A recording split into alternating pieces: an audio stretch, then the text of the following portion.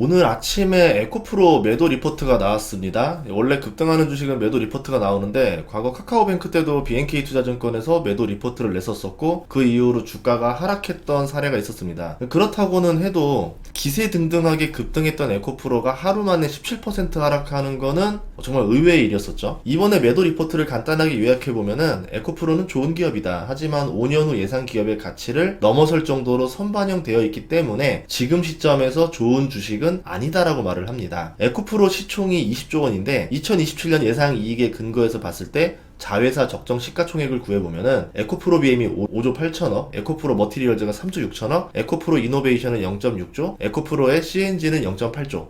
그러니까 지금 보유한 그 순자산 가치로 말한 거예요. 이거를 합산한 다음에 할인율 51%를 적용해 봤더니 에코프로 목표 시총이 11조 8천억이다. 근데 지금 20조 원이니까 5년 뒤의 가격보다 지금 가격이 2배나 더 비싸니까 이건 과열이다. 이렇게 리포트가 나왔어요.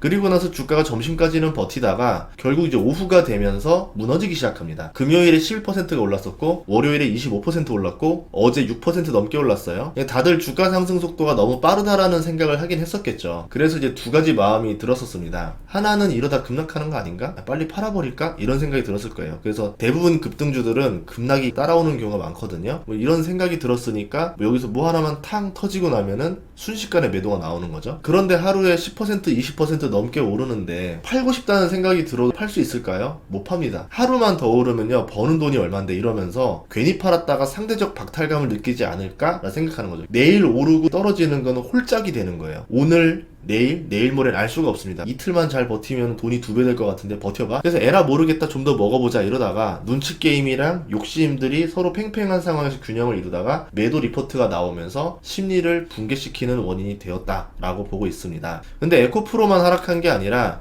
2차전지 업종 주가를 다 끌고 내려갔어요. 10%씩 하락했던 타 기업들도 많았습니다. 2차전지를 넘어서 최근에 급등했던 뭐 로봇 쪽도 그렇고 다 해가지고 공포가 전염되면서 주가가 하락했죠. 급등했기 때문에 그만큼 차익 실현 욕구가 강하고 급락하니까 다들 타이밍에 맞춰서 매도가 나와서 주가 급락을 불러일으킨 건 맞지만 제가 봤을 때는 다소 의문이 드는 점도 있습니다. 물론 심증과 의문점이니까 제가 틀릴 수도 있지만 약간의 의도적인 유도도 있었다라 생각하거든요. 첫 번째로 오늘 매도 리포트들 뉴스들이 일제히 보도를 했는데 몇몇 언론사는 티가 날 정도로 기사를 자주 밀었어요. 시간 단위로 같은 소식을 제목만 바꿔서 냈습니다. 이거는 공포심을 조장하기 위한 의도가 아니었을까라고 추측이 되는 거죠. 보통 사건 하나의 기사 하나를 쓰고 그 기사 이후에 다른 소식들이 더해졌을 때 붙이고 나서 제목을 바꿔서 새로운 기사로 냅니다. 이렇게 쓰는 패턴인데 같은 소식도 제목을 바꿔가면서 아침에 2건 이상 보도를 한다? 이거는 조금 하나는 파생 상품에서 느꼈던 건데 개별 선물, ELW, 옵션 시장에서 느낀 이상한 점이 하나 있어요. 일반적으로 롱숏 상품의 규모랑 해지에 대한 이야기인데 이거는 의심이라서 더는 이야기하진 않겠습니다. 파생 전문가가 있다고 하면은 이걸 보시고 댓글로 작성해주세요. 마지막 하나는 대체 왜 매도 리포트를 올렸는가라는 거예요. 물론 매수 매도 의견 내는 건 자유고 리포트는 계속 나와야 됩니다. 애널리스트가 매도 의견 내는 거는 매우 이례적인 일이에요. 매도를 내고 난 다음에는 후폭풍이 많아요. 항의 전화도 엄청 많이 들어오지만 그 기업과는 이제 척을 지게 되는 거죠. 내가 이 업종에 대한 조사를 해야 되는데 그 기업과 척을 져서 내가 좋을 게 하나도 없잖아요. 그러니까 어떻게 보면은 굉장히 용기가 있었다라고 볼 수 있겠죠. 보통 어떻게 하냐면 중립 정도의 의견만 내고 목표 주가를 조금 낮춥니다. 이번에는 매도 의견에다가 목표 주가를 낮췄는데 현주가 대비 30만원 이상 낮게 잡아버려요. 거의 즉시 팔라는 메시지였던 거죠. 그리고 기업에 대한 정보를 상세하게 썼는데 에코프로 그룹이 어떤 일을 하는지에 대한 정보들이 대부분이고 매도의 이유를 보면은 이익 대비 주가가 너무 비싸다. 5년치 이익을 당겨와도 고평가다라는 논리였었습니다. 여기서 드는 하나의 의문점은 왜 기업의 펄을 그룹사, 계열사를 다 25배로 적용했냐라는 점인 거죠. 그렇게 해서 이익에다가 펄을 곱해서 밸류를 정하고 여기다 지주사 할인 51%를 해서 나온 시가총액을 근거로 매도를 잡았는데 왜 25배여야 되는지에 대해서는 이해가 가지 않습니다. 매출과 이익의 성장 속도 그리고 ROE, 시장의 성장성을 고려해서 이제 펄을 잡아야 돼요. 그러면은 그 해마다 펄가 다 달라질 수도 있어요. 그리고 그룹사들마다 파는 제품이 다릅니다. 밸류체인이 서로 다르니까 그러면 당연히 상황이 다르겠죠? 시장에서 적용하는 퍼가 서로 달라야 됩니다. 일관된 퍼를 다 집어넣을 수 없다는 거죠. 그래서 숫자의 오류가 있을 수도 있다라는 점. 두 번째는 지주사의 할인을 51%로 하는 게 적당한가에 대한 의문이에요. 과거에는 지주사들이 사업을 하지 않았었죠. 순자산 가치라던가 로얄티로 이제 평가되기 때문에